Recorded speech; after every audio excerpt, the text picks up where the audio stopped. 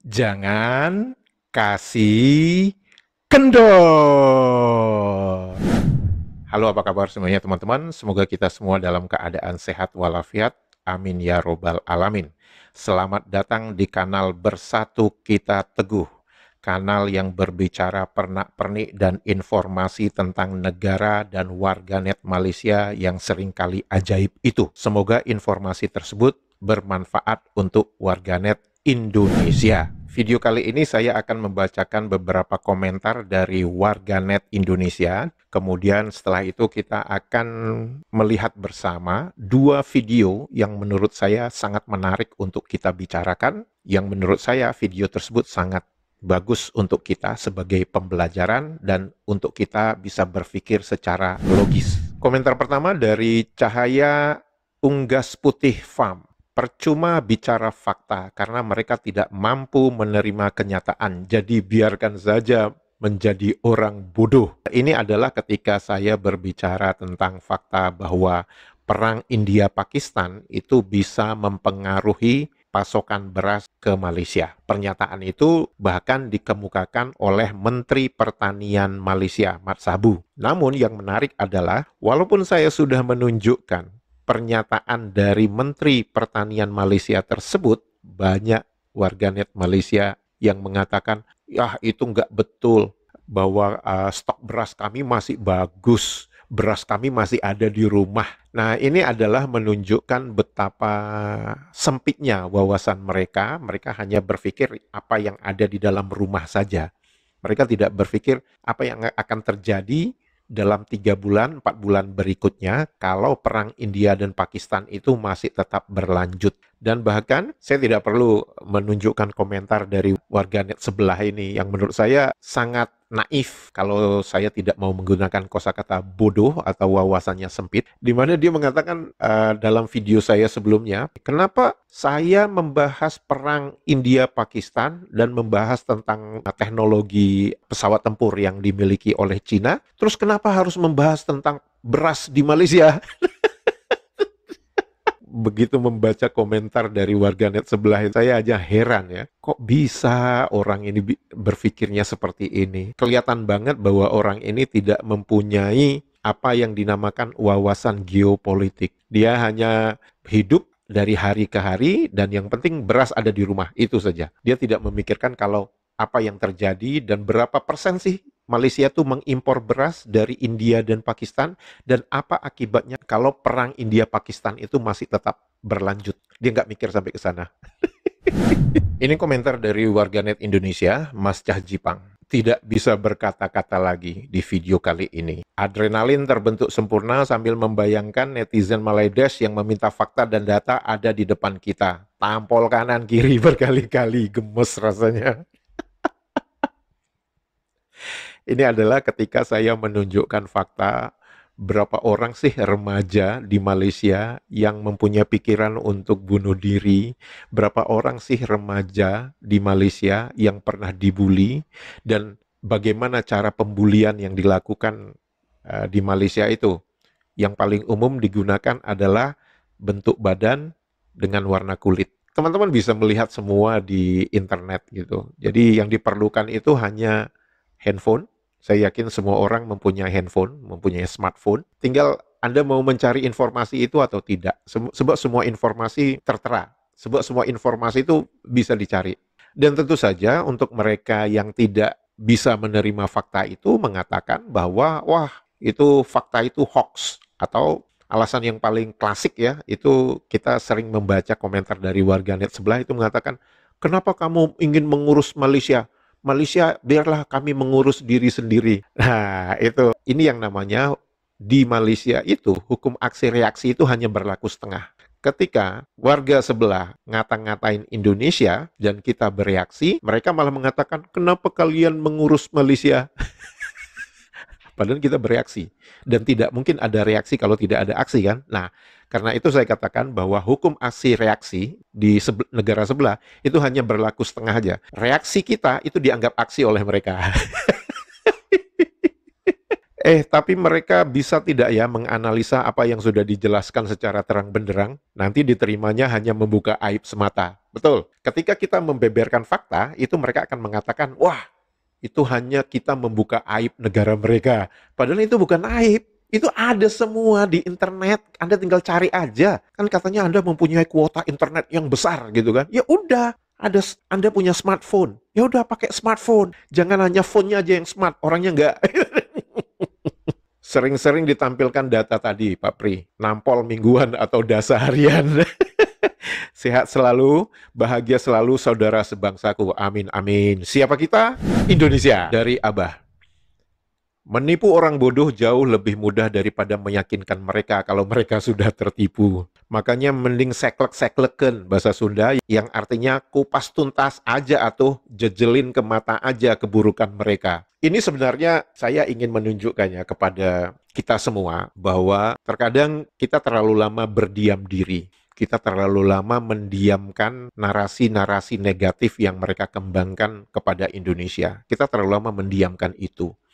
Sehingga ketika kita bereaksi dan memberikan semua fakta, itu mereka nggak siap menerima fakta itu. Karena mereka sibuk melihat ke Indonesia, mereka lupa untuk melihat dirinya sendiri. Jadi begitu kita menunjukkan fakta di negaranya sendiri, mereka itu kaget. Mungkin teman-teman sudah melihat ya di kanal saya yang satu lagi tentang data korupsi yang ada di Malaysia. Dan data korupsi itu dijelaskan oleh pihak kepolisian Malaysia. Dan teman-teman pasti udah tahulah kasus korupsi, mega korupsi yang dilakukan oleh mantan Perdana Menteri mereka itu.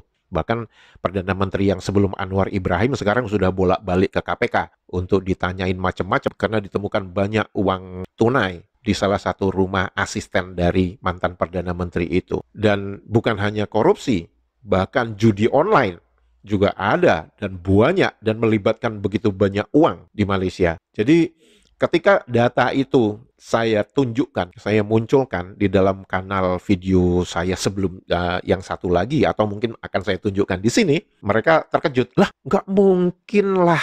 Jadi sikap pertama itu akan denial, jadi denial syndrome. Jadi mereka akan menolak fakta itu. Karena apa? Karena mereka sudah terlanjur melihat bahwa negara mereka itu sempurna ketimbang negara Indonesia. Mereka itu selalu rujukannya itu selalu ke negara Indonesia. Itu cara untuk mereka menghibur diri, cara mereka untuk menutup mata dengan apa yang terjadi di dalam negeri mereka. Jadi ketika saya tunjukkan fakta itu, ya udah, reaksi pertama denial syndrome. Ya sudah, biarkan aja. Yang penting saya berbicara berdasarkan fakta. Ini komentar dari warganet Indonesia, Mbak atau Ibu Septi Martuti. Ini mengomentari ketika saya berbicara apakah memang benar Indonesia itu 60% rakyatnya miskin. Dan di dalam video itu saya tunjukkan bagaimana Bank Dunia menetapkan garis kemiskinannya itu di angka 6,85 US dollar per kapita per hari. Dan itu tidak sesuai dengan kenyataan yang ada di Indonesia. Karena kebutuhan rakyat Indonesia dan harga bahan-bahan pokok atau barang-barang pokok yang ada di Indonesia itu jauh lebih rendah. Mbak atau Ibu Septi Martuti ini mengatakan seperti ini, kami miskin tapi masih bisa makan, bisa tertawa, nyantai, suka gotong royong, dan spiritual. Mau sayur tinggal petik di kebun. Ayam, kambing, sapi kita sudah bahagia. Biar tidak punya mobil, tidak punya gaji per bulan.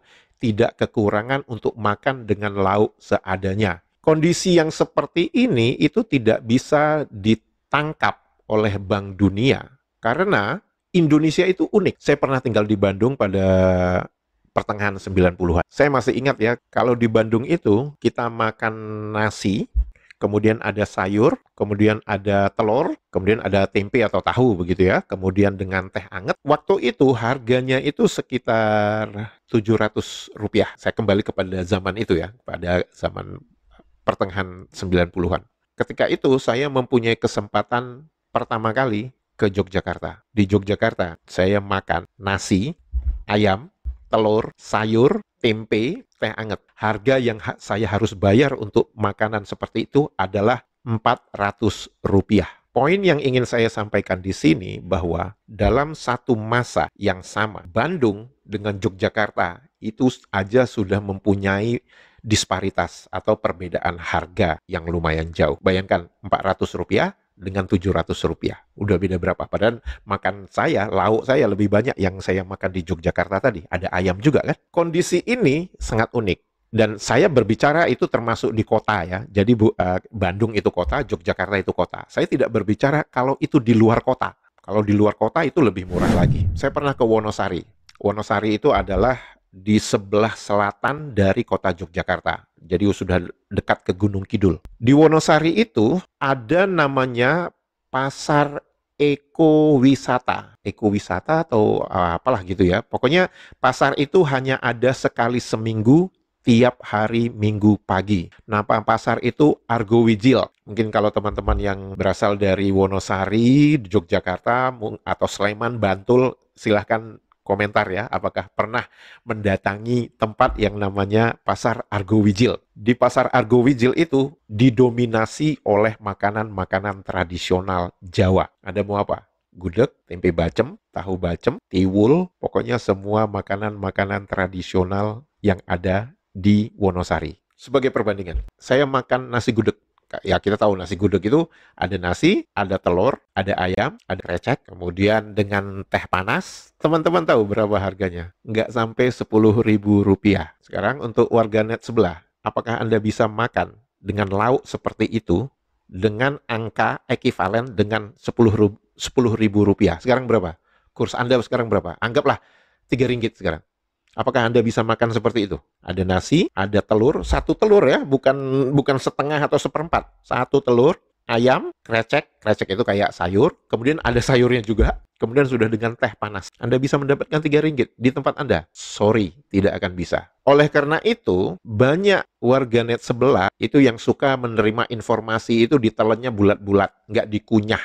Padahal yang namanya kita makan itu harus dikunyah supaya ususnya itu bagus, supaya sistem pencernaannya itu sehat. Begitu mereka membaca Indonesia miskin 60% itu langsung ditelan bulat-bulat. Kenapa? Itu berita negatif untuk Indonesia. Dan tidak sedikit warganet sebelah ini senang banget kalau melihat berita negatif dari Indonesia. Kan? Karena itu mereka tidak bisa memahami seperti yang saya sebutkan konsep Argo Wijil tadi. Atau seperti cerita saya ketika saya di Bandung dan di Yogyakarta. Mereka nggak bisa memahami itu. Kenapa? Wawasan mereka terlalu sempit. Cara berpikir mereka juga sempit.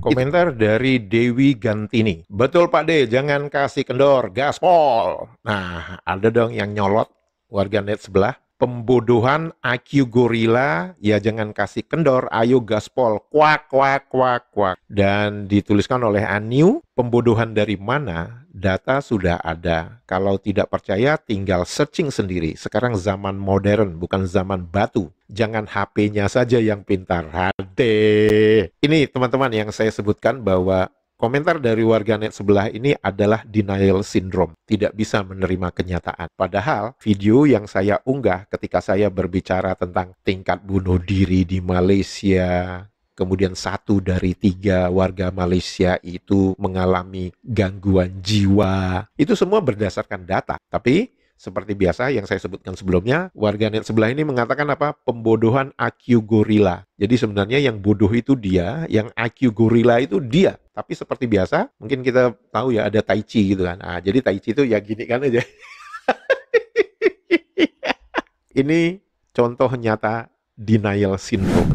Masih tentang komentar dari video saya yang berbicara tentang data kemiskinan tersebut. Ini dari Mas Slamet Sanyoto. Aku adalah pegawai pemerintah, hidup di desa, keluargaku plus 2 orang tua. Jadi ada 7 orang. Biaya hidup kami sekeluarga per hari tidak sampai Rp100.000.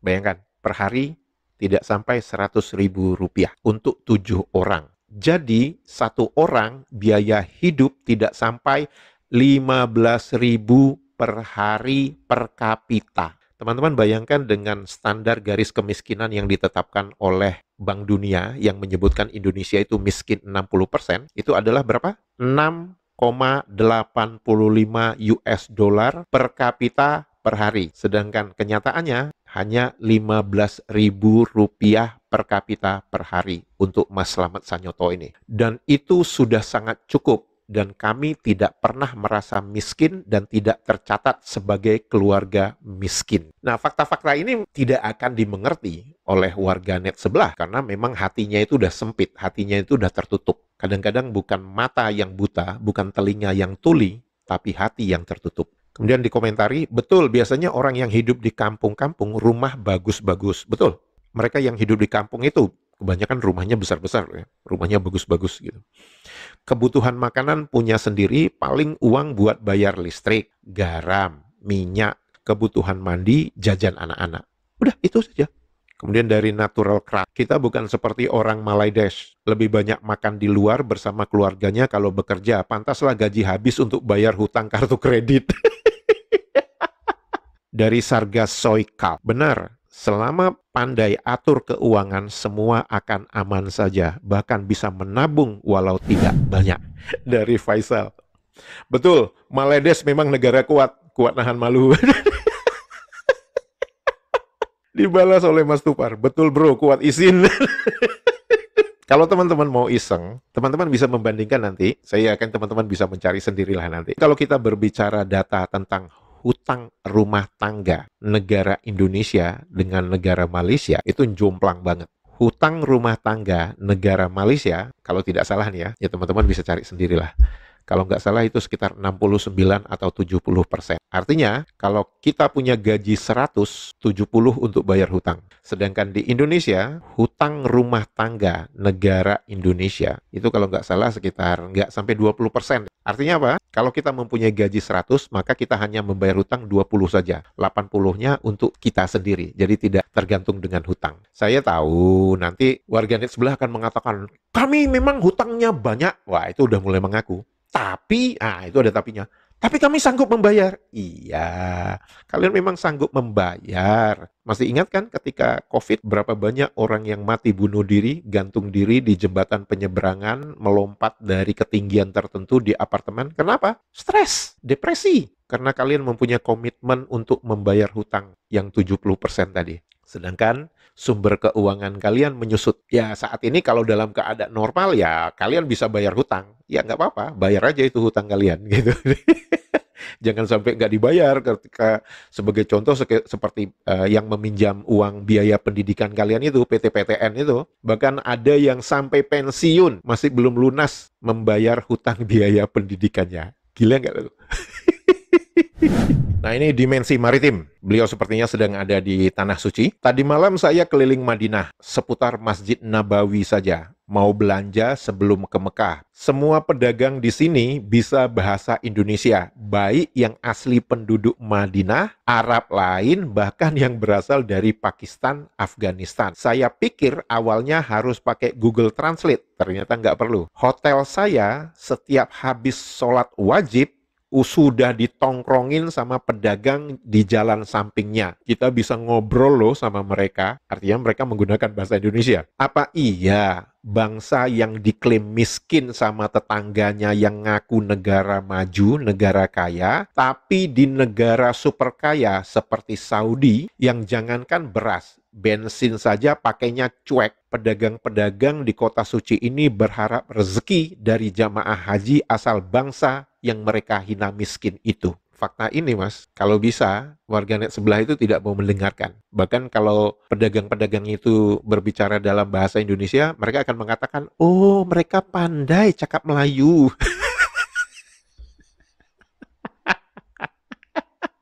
Selamat menjalankan ibadah mas di sana. Saya jujur kaget begitu membaca komentar dari Mas Agung Mojo ini. Dan saya kagetnya itu adalah apa? Fakta yang dituliskan oleh beliau ini memang tidak bisa dibantah lagi. Beliau menuliskan kata tipe M, Malaidesh adalah tanah Melayu. Nggak salah tuh. Yang betul Malaidesh itu tanah Jawa. Mau buktinya? Budaya gamelan dan wayang diambil dari Jawa. Batik berasal dari Jawa. Borobudur yang mereka klaim berasal dan berada di Jawa. Banyak warga Malaidesh keturunan Jawa, termasuk Awang Sarian. Kamus bahasa Malaidesh hampir sebagian besar diambil dari Jawa. Dan satu lagi mas, Jawa itu dianggap hama. Kan itu aneh gitu ya. Lu ngata-ngatain Jawa sebagai hama, tapi semua yang berkaitan sama Jawa lu ambil semua. Kalau Mas Agung Mojo mengatakan negeri kocak, kalau saya ya bukan hanya sekedar kocak, munafik juga sih sebenarnya. Ini komentar dari warganet Indonesia dan saya yakin beliau orang Jawa karena nama akunnya Lapo Kowe Kui. Bang, sampean apa masih bersaudara sama Bang Win? Soalnya wajahnya kok mirip-mirip sama Bang Win Wanur. Sampean, oh sorry, Mas, Anda bukan orang pertama yang mengatakan bahwa wajah saya mirip dengan Bang Win. Tidak, saya tidak ada hubungan sedarah dengan Bang Win, tapi saya ada hubungan saudara dengan Bang Win, yaitu saudara sebangsa dan setanah air Indonesia.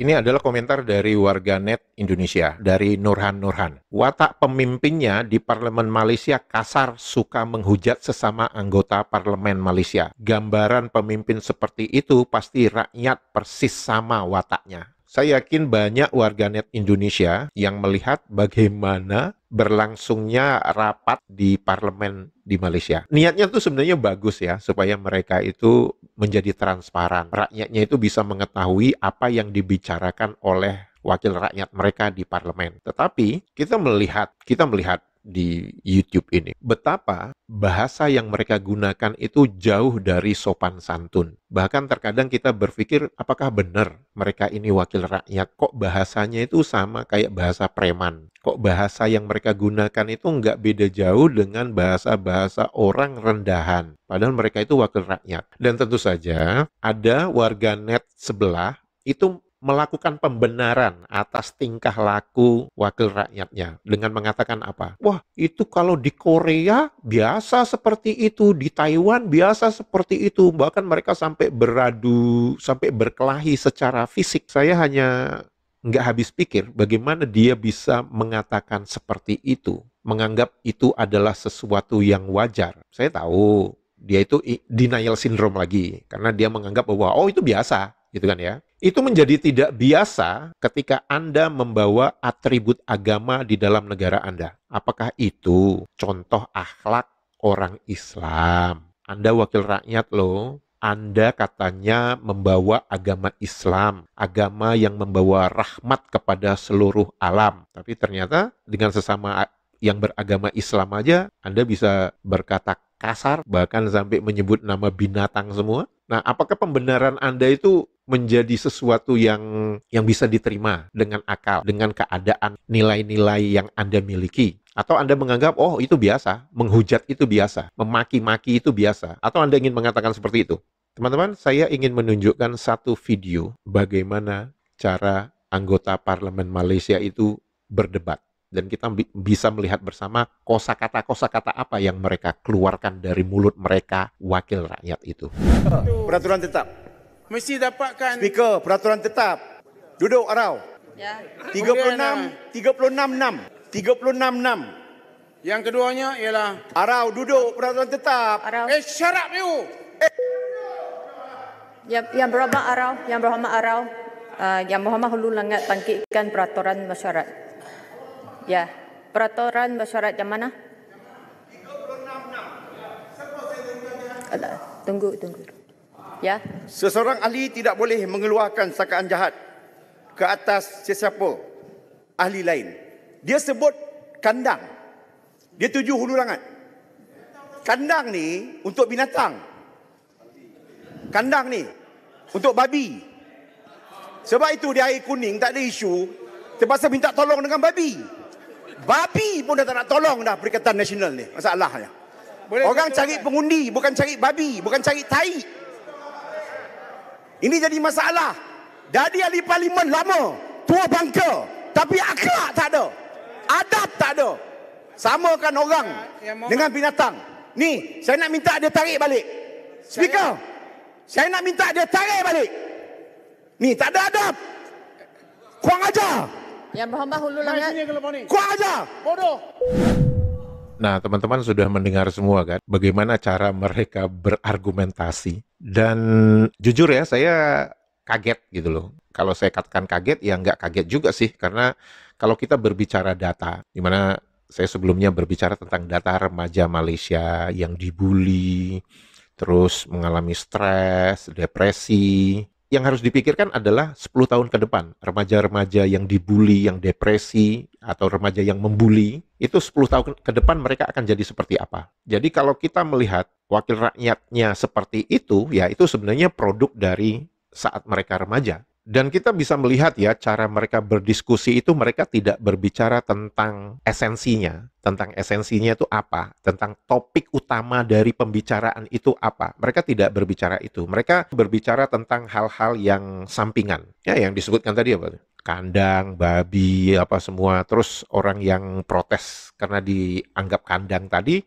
itu malah ngomong apa? Kamu udah tua bangka, tidak beradab, bla bla bla. Itu kan hanya sampingan ya. Itu kan hanya hal yang sampingan, bukan sesuatu yang utama. Dan sebagai wakil rakyat seharusnya ngapain kamu ngomong kayak gitu? Apa keuntungan kamu ngomong tua bangka, tidak beradab, tidak berakhlak? Untuk apa? Itu kamu ingin menyampaikan apa? Ingat loh, kamu tuh wakil rakyat. Kamu tuh punya amanah yang kamu emban dari daerah yang kamu wakili. Apakah dengan kamu mengatakan wakil rakyat yang satu lagi itu tua bangka itu membawa sesuatu yang positif untuk rakyat yang kamu wakili? Kan enggak. Itu hanya sekedar ego kamu aja. Ego kamu karena kamu dikatain kandang tadi. Akhirnya merembet kemana-mana ngomongnya, nggak jelas, nggak fokus dengan apa yang dibicarakan. Itu yang saya sebutkan, bahwa itu sebenarnya produk dari saat remajanya seperti apa. Kalau kita mau berbicara jujur, itu adalah produk pendidikan mereka. Video berikut yang ingin saya tunjukkan kepada teman-teman sebenarnya adalah video lama. Ya, dibilang lama ya nggak sampai setahun lah, November 2024. Di mana sebenarnya video itu saya gunakan ketika ada salah satu warga net sebelah ngeyel mengatakan bahwa Malaysia tidak menggunakan kosakata definasi. Kemudian saya tunjukkan suatu video, kosakata definasi itu diucapkan oleh anggota parlemen Malaysia. Nah, yang menarik itu adalah seperti ini teman-teman. Di dalam pernyataan anggota parlemen Malaysia itu, dia menyebutkan kosakata definasi, yang dimana kosakata itu tidak ada di dalam kamus mereka. Itu satu. Yang kedua, dia menyatakan bahwa gamelan, songket, batik itu adalah budaya asli mereka. Mari kita dengarkan bersama-sama apa yang dikatakan oleh anggota parlemen Malaysia ini. Khazanah budaya kita seperti Mak Yong, Boria, gamelan, Mek Mulong bukan sekadar bentuk seni. Mereka adalah naratif hidup nenek moyang kita. Tekstil indah, songket dan batik, kedua-dua ini bukan sekadar kain. Ia adalah kanvas yang menggambarkan kehalusan seni, sejarah dan jiwa Malaysia, melambangkan kepelbagaian dan juga kreativiti yang mendefinisikan kita sebagai sebuah negara. Yang mendefinisikan. Teman-teman sudah mendengarkan apa yang dikatakan oleh anggota parlemen Malaysia itu. Gamelan, batik, songket yang mendefinisikan. Padahal nggak ada itu kosakata definasi itu nggak ada. Saat itu saya hanya fokus kepada kosakata definisi. Saya harus berterima kasih kepada salah satu komentar penonton kanal YouTube sebelah saya itu yang menuliskan seperti ini. Dari ucapan wakil di parlemen Malaysia tersebut ada yang bisa untuk saya bahas, yaitu ucapannya yang mengatakan khasanah budaya kita seperti makyong, gamelan dan seterusnya, mereka adalah naratif hidup nenek moyang kita. Gamelan adalah seni budaya Jawa, batik adalah seni budaya Jawa. Beliau menyebut naratif nenek moyang kita. Berarti nenek moyang mereka orang Jawa dong.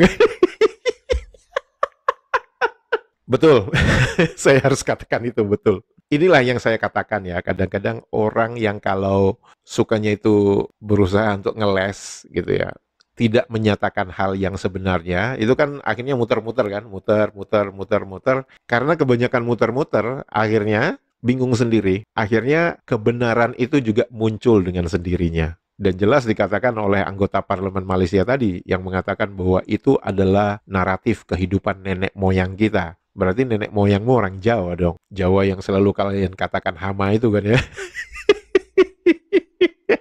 Ini sebenarnya teman-teman menunjukkan bahwa di alam bawah sadar mereka mengakui bahwa asal mereka itu dari Indonesia. hanya karena rasa superioritas yang mereka miliki, mereka gengsi untuk mengakuinya. Sehingga karena mereka merasa lebih superior, maka mereka mempunyai kepentingan untuk melihat Indonesia itu lemah. Karena kalau Indonesia itu kuat, rasa superioritas mereka terancam. Teman-teman, jika video ini informatif dan bermanfaat untuk teman-teman semua, jangan lupa jempolnya dan komentarnya. Untuk itu saya mengucapkan terima kasih. Sehat walafiat selalu. Siapa kita? Indonesia!